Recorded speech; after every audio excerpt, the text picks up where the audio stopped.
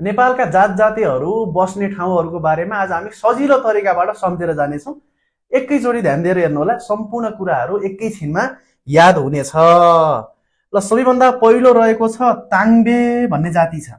यो ताङबे कुन जिल्लामा पर्छ भनेर कसरी सम्झिने? ताङबेको अगाडि ताङ सम्झिने। कुन जिल्लाको पछाडि अगाडि ताङ छ? मुस्ताङको अगाडि ताङ छ। ताङबेको ताङ, मुस्ताङको ताङ, मुस्ताङको पछाडि ताङ, ताङबेको अगाडि ताङ। त्यसैले ताङबे जाति चाहिँ मुस्ताङ जिल्लामा बस्दो रहेछ भनेर सम्झिन्छौँ। दोस्रोमा रहेको छ जिरेल। जिरेल भनेको रेल। कतिको रेल?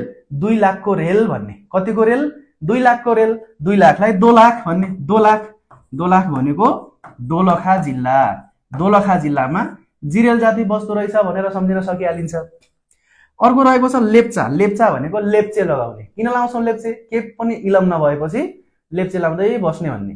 इलम नभएपछि लेप्चे लाउने। इलमबाट इलाम जिल्ला भन्ने सम्झिन सकिहालिन्छ।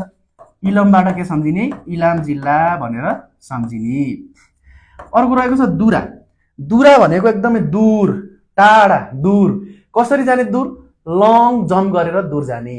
दूर जाने कसरी? लङ जम्प गरेर दूर जाने। लम जङ भनेको के हो त? लमजुङ हो। लमजङबाट लमजुङ भनेर सम्झिन सकिनै हालिन्छ। त्यस्तै अर्को रहेको छ लार्के। लार्के भनेको लर्केको भन्ने। के लर्के हो? धागो।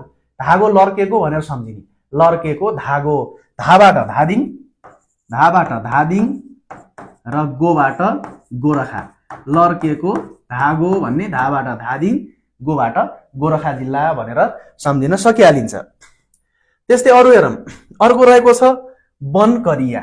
बनकरिया। बनकरिया भनेको वनमा। यो वन, वन मात्र सम्झिने। वनमा के? वनमा मकै फलेको भन्ने सम्झिने। वनमा मकै। मकैबाट मकवानपुर भनेर सम्झिन सकिन्छ।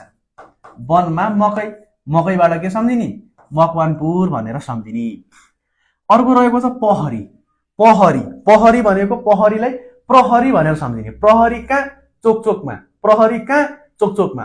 अन्तिममा चोक आएको जिल्ला 2टा छन्, एउटा सिन्धुपाल्चोक, एउटा काभ्रेपलाञ्चोक। मैले प्रहरी कहाँ भनेको छु? कहाँबाट काभ्रेपलाञ्चोक भन्ने। प्रहरी कहाँ? चोकमा। कहाँबाट? काभ्रे, काभ्रे चोकचोकमा प्रहरी छ, काभ्रेपलाञ्चोक भनेर सम्झिने। प्रहरी कहाँ? चोकमा। चोक भनेको काभ्रेपलाञ्चोक भयो। अर्को रहेको छ याख्या। याख्याको राइमिङ याख्या सङ्खुवा। याख्या सङ्खुवा भन्ने। सङ्खुवासभा जिल्लामा याख्या जाति।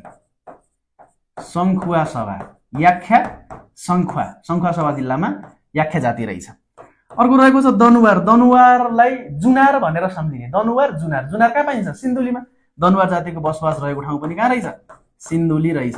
दनुवार, जुनार। जुनार पाइने कहाँ? सिन्धुलीमा। अर्को रहेको छ राजी। राजी। राजी भनेको राज गर्ने। राजी भनेको राज गर्ने। कसले राज गर्छ? दङ्गालीले राज गर्छ। दङ्गाली भनेको दाङ। दाङ जिल्लामा राजी जातिको बसोबास रहेछ। त्यस्तै अर्को रहेको छ धानुक। धानुकलाई के सम्झिने? धानुक भनेको धान। धान धेरै कहाँ फल्छ? धान धेरै फल्ने भनेको मोरङ र झापामा हो। धानुक जाति मोरङ र झापा जिल्लामा बस्दा रहेछन्। धानुकबाट धान बन्ने। धान मोरङ र झापामा धेरै फल्छ। अब मुगाली भने त मुगु, यो सम्झिराख्नै परेन। मुगाली भने यत्तिकै मुगु भनेर थाहा भइ नै हाल्छ। अर्को रहेको छ दराई। दराई भनेको डराई भन्ने। ऊ डराई। ऊ डराई। किन डराई? किनकि उसको चित्त सानो रहेछ, त्यही भएर डराई। चित्त। ची भनेको चितवन। ची भनेको चितवन र त भनेको तनहुँ। उसको चित्त सानो रहेछ, त्यही भएर डराई भन्ने। ची भनेको चितवन, त भनेको तनहुँ। यस्तै ट्रिक बेस्ड भिडियोहरू मैले मेरो युट्युब च्यानलमा पनि राखेको छु। दिनेश बजगाई भन्ने YouTube channel, Dinesh Bajgai tricky world भन्ने युट्युब च्यानलमा गएर हेर्न सक्नुहुनेछ। च्यानलको लिङ्क मैले कमेन्टमा राखिदिनेछु।